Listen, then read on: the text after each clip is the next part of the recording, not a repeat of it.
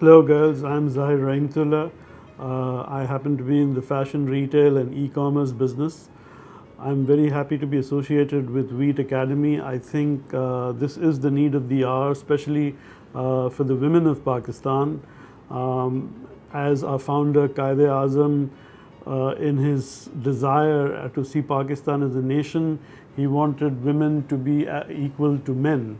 I'd like to talk about the issues that go through in this day and age. Life has become very complex. Problems and problem solving is an integral part of the human nature, the human scape as we have it.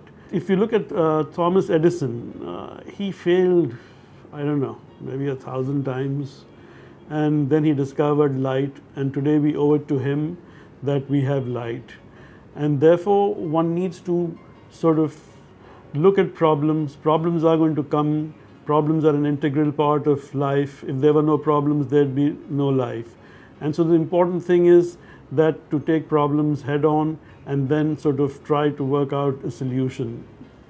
I have been in a sort of a business life for the past 30 years.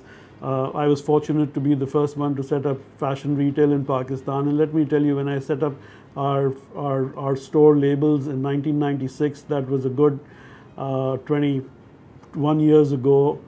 People thought I was stupid, and who would buy? And today, as I see labels, it has grown into being a chain, and many other stores have followed successively. So the big word as we speak about is the problem. How does one sort out issues? How does one sort out problems? I think the key element to solving problems or problem solving is the fact that you accept the fact that a problem does exist. Most times people try to sort of brush it under the carpet and procrastinate, and that small problem just grows and sort of bubbles up into being a big problem, and then it becomes something so huge that it becomes very difficult to handle. So the key part of sort of problem solving is to identify the problem, accept the fact that a problem does exist, and then try to identify what is the process. One of the processes that I apply whenever I'm sort of faced with a problem is to try and identify the root cause as to why something has happened. The next process I sort of get into is to figure out as to what are the two extremes of the problem. What is the best course and what is the worst course? And believe me, once you made a decision or you have figured out that what is the worst course, and you sort of mentally accept the fact that, okay, if this happens and if this problem grows up, this is what I'm going to be faced with, you start finding solutions automatically. Things start coming into your mind. In this case, I would always recommend your parent is speak to them about the problems. Or if it's a business problem, speak to a business associate. If it's a personal problem and you feel you can't talk to your parents, speak to a friend.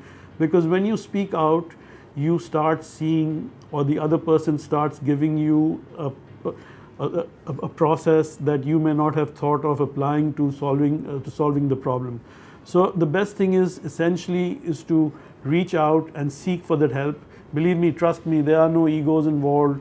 There are no issues, because at the end of the day, remember, if you don't solve that problem, it's you who's going to be harmed and nobody else. We've been through a process of trying to identify as to what we need to do when we are struck with a problem, and I guess we will fold it at that, and then we go into more solving processes in the second part of the video.